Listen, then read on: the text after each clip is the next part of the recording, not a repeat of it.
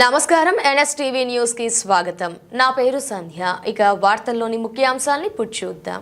నిజామాబాద్ జిల్లా నవీపేట మండల కేంద్రంలోని ప్రభుత్వ బాలికల ఉన్నత పాఠశాలను ఎమ్మెల్యే పి సుదర్శన్ రెడ్డి, జిల్లా కలెక్టర్ త్రిపాఠి మంగళవారం సందర్శించారు. విద్యార్థినులతో నేరుగా మాట్లాడి పాఠశాలలో అందుతున్న విద్య, మౌలిక సదుపాయాలు, మధ్యాహ్న భోజనం నాణ్యత, తాగునీరు, మరుగుదొడ్ల నిర్వహణ తదితర అంశాలను పరిశీలించారు. విద్యార్థినుల విద్యాభ్యాసం, క్రమశిక్షణపై వారు సంతృప్తి వ్యక్తం చేశారు.